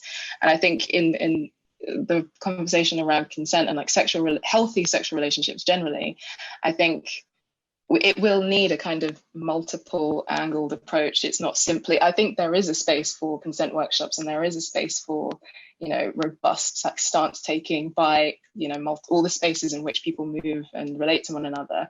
But it's also the kind of more subtle relations of power and conversations around that we're not yet having. So I think like, yeah, what the BDSM lady said around kind of asking the partner kind of, will you be able to say no? Like, let me know where you're at around that. I think in the meanwhile, while we're building towards a space where everyone does initially, you know, feel really comfortable, in the meanwhile, that's something where if you know you're societally based on, you know, the heteropatriarchal world in which we live, more likely to be the person in the interaction with more power, then take that on as your responsibility to check in and say, hey, I think, you know, it's very natural that you might feel unable to communicate. I want to let you know, tell me. Like that, I think is part of the work we do in the meanwhile. And in the first episode of the In the Know series, they go into that. So again, really recommend that to everybody. Okay, I'm gonna jump in because I know actually that this panel could keep going for the rest of the time, and we do want to bring the audience in. But it is a fascinating conversation, and again, a perfect segue. So I'm gonna ask you all a kind of final challenge, which is to come back to the central theme of the evening, which is what's missing from the conversation. If you can each in a minute or less, say what you think your main points of what's missing. And then we're going to open it up to discussion from the audience. So if anyone wants to jump in, because I am going to wrap you up at a minute so we can get some questions as well. Sorry, go on, Winnie. Okay, so I guess for me, what's missing from the conversation is just a broader perspective of kind of the impact that this kind of trauma has on individuals, and if you compound the number of individuals who are affected, how many people in society are affected by this, right? So a single act of, for example, like stealth condom removal or, you know, date rape can have a massive impact on that victim, who then, you know, it filters out. There's like expanding circles of her own family being affected, her own career being affected, and then a perpetrator who's able to continue committing these crimes will have multiple victims. So if you actually look at the larger perspective, there's a large swathe of society who've been kind of impacted negatively and diminished by these kinds of crimes. And I mean, if you wanted to crunch numbers and look at productivity or economics, I mean, you know, there is actually going to be a lived cost there. So there's actually a huge cost, not just to individuals, but to society as a result of sexual consent being violated. And I don't think, you know, you can make a pretty strong economic argument even, and I don't think people are actually fully aware of all that, and certainly not perpetrators. Is that a minute? That's a minute. Okay, I'll jump in. I think thinking about the conversations that we've just listened to with the young women, I think definitely to make more space for kind of enjoyment and for people to kind of really try and, you know, own advocates, I suppose, within kind of sexual encounters. However, I think also that kind of ability to be assertive is meaningless unless somebody is willing, unless the other person is willing to listen or to kind of take account of the other person's agency in that situation. So I think empathy is the other kind of thing that is really missing from the discussion, and we need a reckoning with those kind of disparities in empathy amongst different kind of sectors of the population. Yeah. I think kind of along the same theme, I suppose, this thing that you said, Sarah, about sort of taking responsibility for the way that you have sexual interactions with people, and kind of take ownership of your positions of privilege or otherwise. I think that's probably what's most important. But yeah, generally kind of broadening the conversation more generally, interrogating the kind of more difficult questions that we don't want to, the nuances, not just sticking to messages such as yes means yes and no means no, and thinking that kind of covers it all. I'll stop there. Yeah, I don't have much else to add other than I think, yeah, just echo everything that's been said already. And I think if we can have a kind of more collective imagination for like what a healthy kind of positive gender relations can be, I think it would be great, because right now it is very individualized and very kind of made into something that still places a lot of individual responsibility on people. So I think just pushing that imagination and pushing it into spaces where, one, maybe we haven't done so before, so beyond the kind of hot buzz topics of like universities as hotbeds, but just saying, you know, in your community, in your local like youth center, like where is this happening and how can you talk to people about it, and how can we normalize that conversation so that we can move towards something that will benefit everyone. To like echo something someone says around this being beneficial, this being for everyone. It's not just, you know, for individual survivors, it's for the collective well-being. Yeah. Okay, you were all exceptionally disciplined then and did manage to say very interesting things at the same time, so thank you. We've got a couple of questions to start us off, so we'll just do one at a time. If we get a rush, we might start dealing with them in a group. So the first question, Sarah, you started to address slightly, but is the question about going back to I May Destroy You and Kwame's interaction with Niloufer and the question of informed consent. So that is, for those who haven't seen the show, Kwame, we've talked about briefly, is a queer Black man who decides to essentially try having a relationship with a woman. So he meets her in an app, they go out and they have sex, but he doesn't tell her about his sexual history or sexual identity. And she then, when she finds out, experiences that as a violation. So I think that's kind of very brief. Does anyone want to come in on that?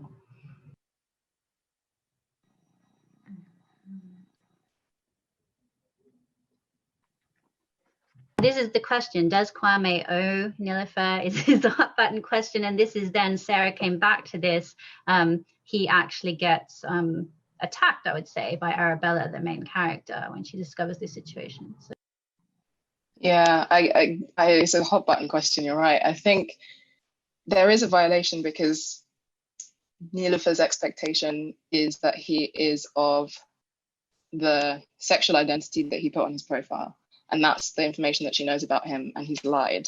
And to her, that's the pretense to their sexual encounter. So it does feel like it is a violation of that kind of negotiation, if you will. I think the thing that is where the ambiguity comes up is just for us as viewers, knowing what has led him to make this decision, knowing that it's been informed by a very serious sexual assault that's been largely ignored by the state, by his own best friends, and to feel as though, okay, if I can't have sex with men now because I feel I'm still feeling the effects of this assault, I'm going to have sex with women and see how that goes and see whether that is a viable option for me. I think the disclosure aspect is very important, but I also think the response that Niloufer has is what makes us all feel like, well, you're a terrible person. Like, why? He doesn't owe you anything. But, you know, even though there is something that has been violated, I think he does experience a violation as well when he goes into this encounter believing this person sees him as a full human being and not this, you know, fetishized black man.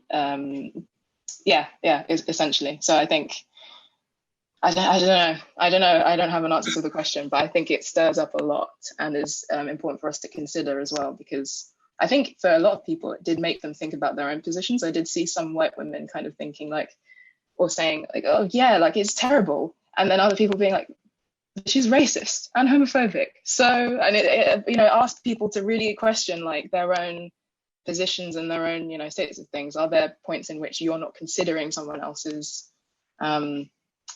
background, history, and etc., and where you should be because your privilege, you know, is asking you to do that? Yeah, I guess I find it a bit weird that there is any kind of violation there, just given that, like, I guess in the queer community, sexual identity changes all the time. Like, people do change their sexual identity all the time, so that's kind of something that people are used to. But maybe not so much in the straight community. If you're sleeping with someone that you think is straight, you wouldn't normally have to think about whether they have always been straight, because often that isn't interrogated. So I don't know, I'm not sure if I find that. Yeah, I mean, I think what's so great about the series is that like every character is flawed in its own way. So I mean, yes, maybe what Kwame did wasn't great, but then, you know, Niloufer is equally at fault for fetishizing black men, right? But she also doesn't see anything wrong with that. I mean, she's quite brazen about it. She's like, oh yeah, I like dating white black men, you know, and she just says that off the bat to him. And again, that sort of, I suppose, privilege that she has as a white woman to say like, oh no, it's okay for me to just say like, I like black men, right? And have you be okay with that, right? So, but I think there's something about categorization as well, because I guess for her, you know, she puts him into a category of black man, this is the kind of guy I want to date. And then presumably also the category of heterosexual black man. And then when she finds out that he's not that, then that kind of screws with her sense of, I guess, who this person is.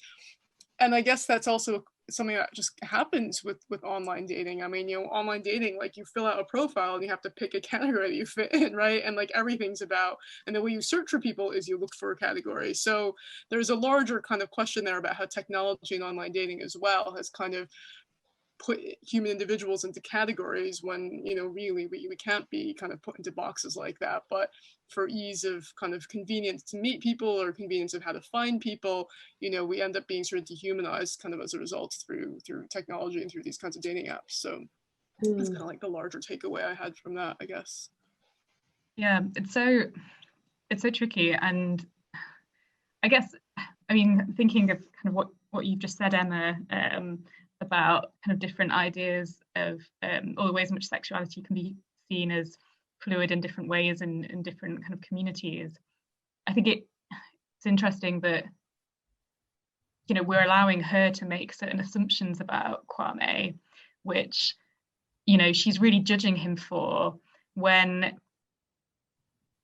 in a lot of kind of online dating situations, you know, people might just want to hook up anyway. You know, there's no, just because somebody's straight, it doesn't mean that they're going to conform to what you want anyway. So maybe, you know, maybe you're looking for a relationship, but that doesn't mean that that's what you're going to get, even with somebody who does have the same or a kind of sexual orientation that matches yours. So I kind of, yeah, I guess thinking about it, yeah, how, you know, what right does she have really to assume that this relationship is going to go beyond the encounter that they've kind of agreed to in the moment? And it's difficult because I agree that I think I would feel kind of strange about it, and I would feel yeah, like that there hadn't been a disclosure that I would have been that I would have kind of liked to have known. But I think that it's I think it's problematic of her to have assumed that he would conform to her vision of how the interaction was going to go, if that makes sense. I think as well, and it's not fully formed point, but like around kind of heteronormativity and women, straight women particularly, kind of presuming that any deviation from straightness is, you know, being gay, and, you know, for their male partners, being gay and being emasculated and having duped them into a relationship that they, you know, has wasted their time. I think there's a long history of that kind of negotiation with like queer men in particular, kind of just having to suppress that. And I don't know whether it directly translates, but that's what I'm thinking about when Lulufa like has this incredibly overblown reaction to something he's told her quite quietly, and has said, you know, I did actually enjoy the time. It's just this is how I identify. And she feels so hard done by and kind of like done over in a way that feels reminiscent of something like that. So yeah. Mm-hmm. Okay, I'm going to actually come in on this as well, just before we go into the next question. Is I think those last points are really important, because I think, and this would probably be my kind of what's missing, too often we reduce consent to a very individualistic and almost contractual relationship between two people.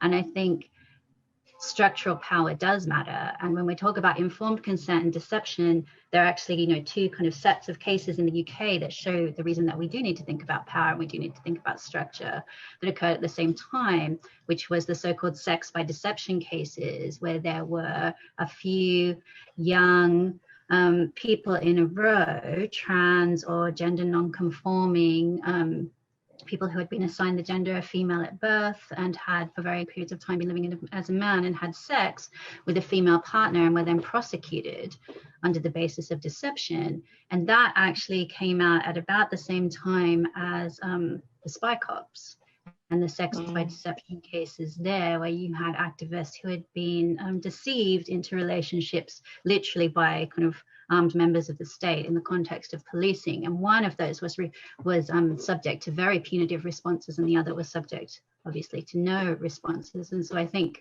some of those questions we have about neoliberalism, punitivism, putting consent within those structural questions actually come in here as well, that we do need to think about this in terms of more dynamics. And I do that because in Joanna's questions, she said that I've been too quiet, which is not something people accuse me of very often. But we do have a few questions now. So I'm going to do two at a time. And I'm going to start with Joanna's, and we'll come in and then we'll do a couple more. So Joanna has said that she wants to hear more about the power of public speech and its limitations when we think about these questions. And the second question, which is anonymous, takes us away from speech and asks about thoughts about the body and how the body can then affect trauma, affects victims and survivors, and moving through the process of rehabilitation. So kind of two different elements of the conversation again. What do we think about the body and about the role of public speech in terms of changing these conversations? I guess on the public speech, I mean, I can talk about both, but I'm just going to address the speech one at the moment. You know, I mean, the power of public speech. I mean, if you look at the standard stuff, hashtag break the silence, it's important to speak out, all this kind of stuff, where it's like, you know, if you stay silent, it's you're going to suffer, and you know, it's the responsibility of a victim to speak about her truth. I mean, you know, that is true on some level. I mean, I think we do need to push back on this thought that silence is bad, right? Because in some instances, there's very real reasons why a victim would choose to stay silent. Maybe, you know, she lives in an existing power structure where she can't really speak out about it without there being specific consequences, right? So, I mean, if anything, there's almost kind of a neoliberal assumption that, you know, everybody's in a space where they can speak out, and therefore is their responsibility to do that. But like, I think we need to allow a space for victims to be silent and to choose when they want to speak about something. And that's doubly the case if it's about a survivor speaking publicly about it, right? Because there's a huge amount of emotional labor that comes with speaking publicly about it. I mean, some of it's on some level imagined, but like, you know, as a victim, you know, for a long time, I know I wanted to speak out because I was kind of fired up about the issue, obviously, and the injustice of sexual assault. But, you know, just the thought of having to speak publicly. I mean, I remember my first radio interview and being terrified about it, right? And and psychologically, it was just a sense of exposing yourself to the public with this very private pain, and how people are going to react, because we know obviously people will say like, oh well, you made it up, or there's going to be victim blaming that could be slung around. So there's a huge fear of going public, I think, that a lot of victims have. And on top of that, once you get past the fear, and once, for example, me, I speak out, and I don't have any issue about that these days, but there is a lot of emotional labor that comes with it as well, right? So every time I speak, generally somebody will come up to me afterwards. Obviously this doesn't happen in virtual context, but somebody will come up to me afterwards and share their story, and that's very important. That's one of the reasons I speak about it, because it's important for other victims to feel like they can be heard and listened to.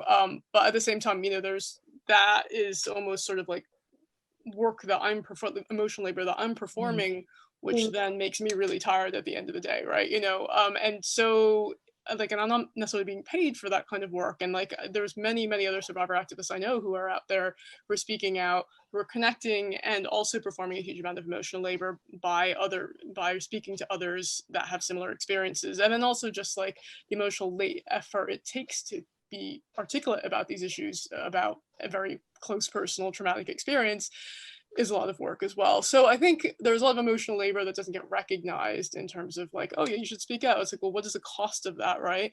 Every time somebody speaks out and does maybe does a media interview, they could be doing work where they're actually getting paid, right? So there is actually again a financial cost as well in terms of that much labor that you're putting into it. And then there's also the question of who gets to speak out publicly, right? Not everyone gets listened to, right? There's a lot of female asylum seekers who probably are never going to be heard because they exist in a space where they aren't given the status where people are going to listen to them publicly, right? Same thing with disabled survivors. Same thing with anybody on the margins is going to have more trouble accessing a public platform. And I think Chanel Miller's example is really interesting, because obviously she's done an amazing job in terms of what she's done. But, on some level, she was given this platform because of the sheer randomness of this happening to her, and Brock Turner being caught, and then this entire legal situation happening, which suddenly made her Emily Doe. And it's amazing what she's done with it. But there is a huge emotional cost there as well. Obviously, it's very transformative for a lot of people to hear, but at the same time, I think we have to think about who gets to make the public statement, who gets listened to, and what is the cost for them to be doing that, certainly continuously as well. Yeah, I think that's all really important, and especially kind of who gets to speak and in what spaces, because obviously Chanel Miller, at the time of the trial, Brock Turner got 6 months. And was out after 3. So her story wasn't really legitimated by the legal system, but because he was sentenced, she was allowed to read out her victim impact statement, which is what went viral. And then kind of the same with Kwame, I guess. If Sarah, you were saying that he didn't sort of have enough space afforded to his disclosure, that kind of raises questions around how you disclose experiences that are sort of about someone else that's in your community. So in the queer community, in any community that you're in, and what the costs of that are, and whether you will be believed or how it will be received by other communities. Absolutely, yeah, I really agree with that. And to echo you, Winnie, I think just thinking about who can speak. So people with precarious immigration statuses aren't going to be running to the police to report sexual harassment. Neither are sex workers, because they will be criminalized with the type of work they do. So it's again recognizing that the system legitimates a type of victim and excludes another. And also on the emotional and cognitive labor aspect, and kind of where the responsibility falls. I remember very briefly following the hashtag #MeToo Hollywood kind of flare up, there being a equivalent for men to say hashtag I did or something, to position themselves and say, oh, I was formerly a perpetrator, I did something and then I got called up on it and it changed me. And the multiple responses from that were just very interesting, because I think there was an angle of it kind of detracting from the empowerment and the kind of space occupied by these women predominantly who were choosing to speak up, and a kind of feeling like people weren't necessarily taking that as enough. They needed this alternative, but also kind of the responses being celebratory and being like, wow, incredible, groundbreaking, you came forward and you said this, which, you know, there is a groundbreaking aspect to that, but is it something that we want to celebrate if it doesn't then further extend into action, if it doesn't then further extend into taking up in some way the kind of emotional and cognitive labor that all of these people, women who are disclosing that they experience this sexual violence, are going to have to take up, regardless of whether or not their case is successful legally. They're going to be in the limelight. And as well in institutions and workplaces, you know, if you come forward against your senior, it's you that's going to be, you know, looked at around the office and have all of these social repercussions. You know, there is less of a glamour. There is no glamour, you know, and I think that's something that needs to be considered more. Mm-hmm. Absolutely. And I think kind of thinking about those kind of costs to disclosure, particularly public disclosure, that you do wonder, well, what are the benefits of coming forward? It is such a grueling and thankless task in many ways. I mean, you will touch some people, but you know, and there's been a lot of, well, particularly kind of in the UK at the minute, thinking about legal outcomes. I mean, prosecutions for rape seem to be in free fall at the minute, and I mean, the UK isn't unique in that sense, and you do wonder, well, what in terms of kind of the longer term kind of psychological outcomes for victims, really, why would you speak out? Yeah, I don't know, it's yeah, it's so challenging. And then kind of thinking in terms of the question about the body, I think it's a very interesting thing to think about, because I guess we spend a lot of time talking about consent as this interaction, but sexual violence is also a kind of physical crime, and the body is a kind of crime scene that becomes focus of kind of criminal investigations, but in a way that kind of almost takes agency away from the victims as well, because there's also, you know, a number of kind of myths that are tied up with, you know, the ways that a body kind of responds to attack, the, you know, assumptions around bruising, for example, assumptions, but all sorts of kind of assumptions which are actually detrimental to victims and not, and I think medical violence can support a victim's case, but equally, if there isn't medical evidence, then, you know, it's a kind of double-edged sword there. So yeah, I think that thinking about sexual violence through the lens of the body is quite an interesting one, and I don't know how I don't know how helpful it is on balance. I don't know whether that's just come from reading a lot of depressing literature about that, but yeah. To come back again to this question of public speech and its limitations, because as Joanna knows, this is actually what I write about, and my book, Speaking Out, tries to go through kind of what has 50 years of breaking the silence. It starts actually with Susan Brown Miller achieved and what has it not. And you know, I think one of the things that feminist activists and survivor activists have had to realize, and potentially realize kind of again and again, is that getting something into the public sphere is not the same thing as changing the stories around it, is not the same thing as changing the way those stories are heard.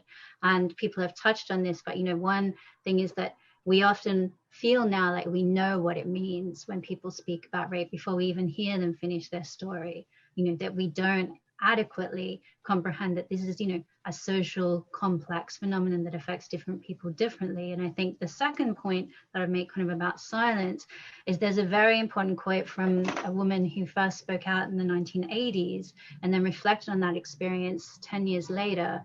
And she said, you know, I see myself and my colleagues have been breaking the silence for years only to see it swallow us back up again, you know, and that we actually need to have these deeper conversations and these deeper kind of political moves to make sure that that kind of public speech has the effects that we want it to have.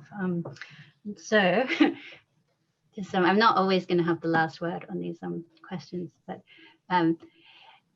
to go on again, and we've got a couple of questions and we're coming to the end, so I'm actually going to do 3 this time. So the next question is from Eva, and she's talking about a forthcoming book by Catherine Angel, Tomorrow's Sex Will Be Good Again, and I have actually read sections of this book and it will be excellent, so I do recommend that as well.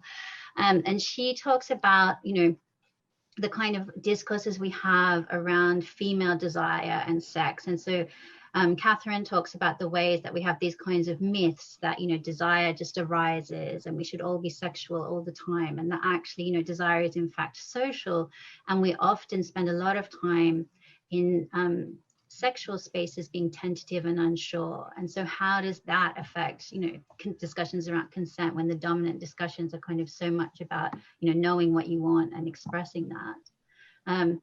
And in a sense, this kind of relates to it. The next question, which is anonymous, goes back to I May Destroy You and the final episode, which is the different scenarios that Arabella plays out in relation to her perpetrator. And so it's a question then about, you know, the divergent responses that she enacts: forgiveness, anger, empathy, and the kind of, you know, ambiguity and ambivalence there. So I guess we've got kind of uncertainty around desire, different and ambiguous responses to perpetrators.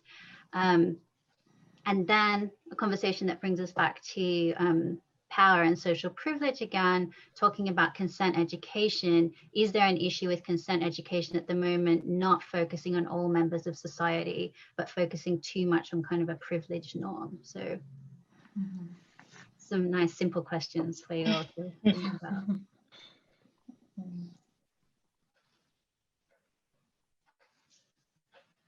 So I just posted, because I wrote a piece about the final episode of I May Destroy You, so I just put the link in there. But I mean, I guess that, I mean, first of all, I mean, read that article if you want, because I did think the last episode was just masterful, right? I mean, just from a narrative perspective, and also just from a survivor's perspective in terms of how she really challenges what is it we're looking for in terms of how do we resolve the issue of having been raped, right? And there isn't any clear resolution, even though kind of narrative convention would suggest that we should have one, right? Anyway, but I think the question was about female desire in that episode, and yeah, it is. That's what was so kind of groundbreaking about, like, the 3 different scenarios that could have happened when she encountered her rapist, and the last one actually went really far, and it kind of suggested, like, maybe it's possible to have a consensual sexual relationship, but you know, and there's different interpretations of what does that mean, right? Because that last scenario, this is maybe a bit of a spoiler, she encounters him and she takes him back home and they have amazing sex, right? And then she says, and he says basically, you know, whenever you want me to leave, I'll leave. And she says, okay, leave now. And then he walks out the door along with kind of all the ghosts of the other versions of him that that caused the trauma on her. And I suppose there's something about that which in some ways is quite icky. You're like, oh my God, this is the guy who raped you. And can you even imagine like a consensual sexual relationship with him, right? But I mean, in real life, actually, you know, people are in relationships and are raped by their partners. So that's one thing where there are many people who actually have to encounter having sex afterwards with somebody who's raped them. But in another scenario, I think it does really beg the question in terms of how can we empathize with perpetrators, right?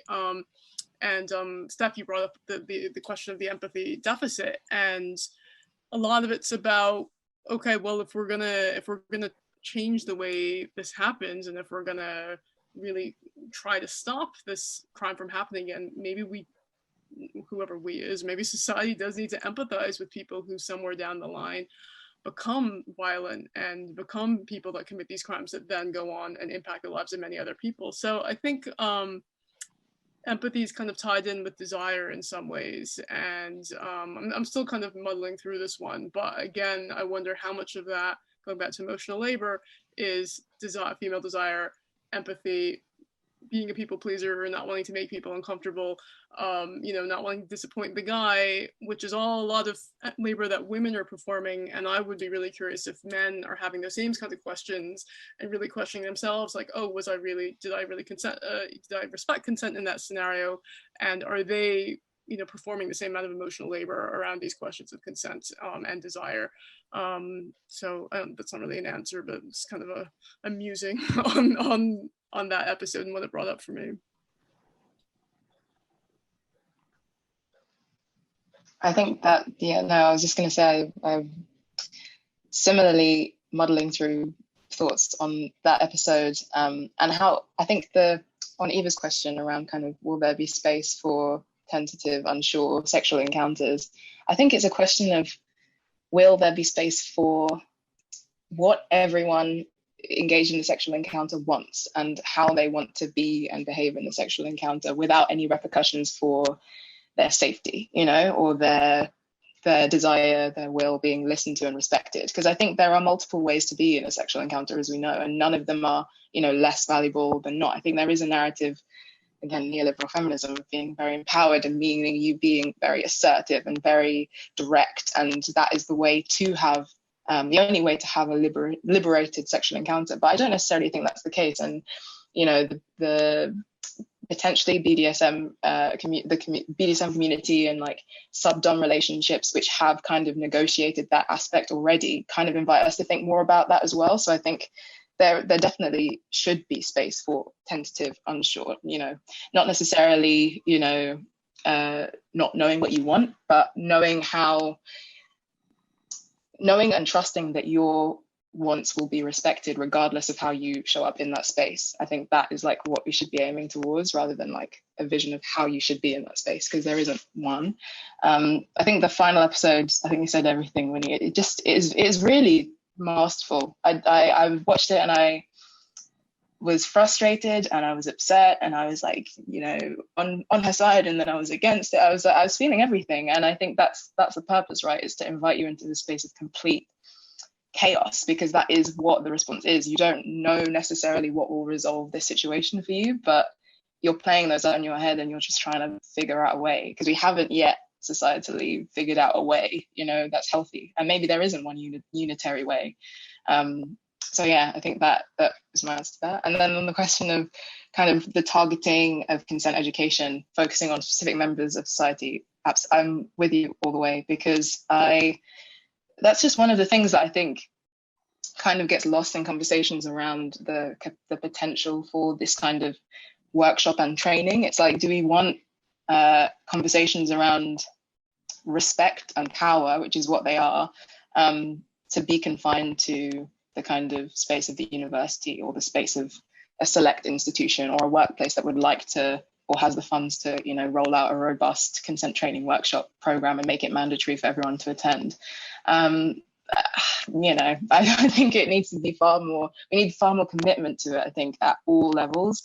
And, as we have increasing conversations around our relationship, sex education in this country and what it looks like and what we talk about, I think that's just going to have to become part of that conversation, because, you see some conversations with parents and their children and saying, we respect consent up to a certain point, but should that be challenged in and of itself? Like, what does autonomy mean when you're talking to children and they're forming their own relationships with other people and negotiating and imagining what that looks like for themselves? I think it starts just from the ground up and continues in order to be embedded in entity. And what it looks like, I don't know. We have multiple avenues, and people have been doing it. I think that's also one thing to remember, that it might not be documented in the mainstream, but we will be able to find examples in the archive, particularly in marginalized communities where they've had to come up with kind of more kind of alternative approaches or different approaches to education, to responding to harm, that don't necessarily involve other apparatus or state apparatus. So those are my thoughts. Okay, I'm going to jump in because we are getting near the end. So I'm going to raise two kind of final points from the audience and then ask you for any final thoughts. So we have Lillian, who came in a little while ago, going back to the conversation between Chanel Miller and Oprah Winfrey about Oprah's father blaming her and the question about alcohol. And so do people think that we still see sexual violence and rape as something that women precipitate or that women are responsible for, in the way that they talked about in that conversation? And then this second is more of a comment, but people might want to respond to it, from Bryony, talking about community accountability circles and pulling up that point that public disclosure online particularly can be a sign of community failure rather than something that should be celebrated. You know, if the only space to address the issue is social media with the re-traumatization it entails, and that it can be really hard to reorient ourselves away from a model of mandatory disclosure as always being healing or positive. Any kind of very quick final thoughts before we go back to Avni, who's just going to wrap us up. So less than a minute again. I mean, yeah, of course, there still is victim blaming, and there still is a lot of scrutiny placed on female victims of rape on their behavior, and how that may have encouraged what happened to them, even though we know that they're not at fault. I mean, all you have to do is look at court cases and just see how much scrutiny, like when the defense gets up there and they question a complainant, a rape victim who's alleged a rape, how much of the questioning is about, you know, everything she did that day, you know, the decision she made, how she interacted with that perpetrator. And at the end of the day, again, it was the perpetrator who chose to do it, but why is the victim subjected to that kind of scrutiny? So I think there still is so much judging of women that happens, not just about whether or not they drank alcohol, but about the way that they're perceived by the world, and how that is then somehow used as some way to weigh up how guilty or not they actually are, and how responsible of a role they played in what happened to them. So yeah, that needs to change. Yeah, and it's, no, Tanya's saying I need to speak. Stop. Okay, so I'll let somebody else speak. Bryony's point about online disclosure being a sign of failure rather than success, I think is a really important point. The burden shouldn't rest on individual victims putting themselves out there to face completely unmediated, unmonitored attacks from whoever kind of happens to come across their comments. I think that's absolutely spot on. I think it's a failure. The fact that legal structures and other societal structures aren't policing sexual violence adequately. Yeah.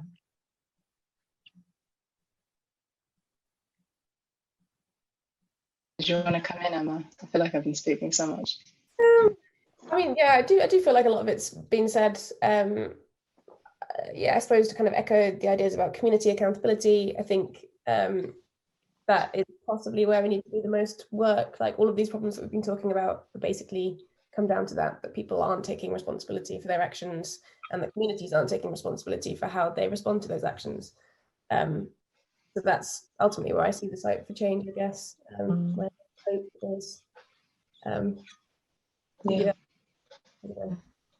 And I think there is like good work happening from certain organizers who are thinking about, okay, how do we develop robust accountability processes so that we don't have the same tiring, you know, encounters of people failing and tripping up and perpetrating, and then not having any practices or things in place to mean that we can resolve this in a way that keeps our community safe and well, and doesn't just, you know, fall into the kind of punitive response. Maybe that is a necessary aspect of it, but thinks really deeply about, okay, what do we need to heal? And I'm thinking of this collective called Cradle Community, who are based in the UK, who are thinking a lot about transformative quote unquote justice, and just generally how to do that kind of mediating work around conflict and organizing spaces in communities broadly when there has been, you know, cases such as these and beyond. So yeah.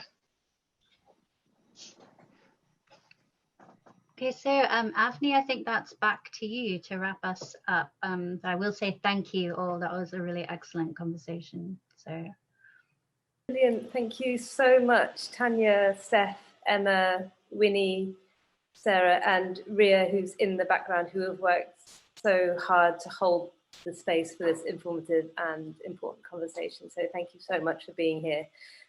We'll resend the full podcast and some information in the chat below in case you missed it before. If you have any comments or thoughts, you can leave them on Instagram or Facebook at Bloomsbury Festival. The Shame team are back tomorrow for a free screening of The Betrayed Girls about the sexual exploitation of young girls in Rochdale. But from everyone at Bloomsbury Festival, thank you so much for the Shame team at Birkbeck and for this conversation.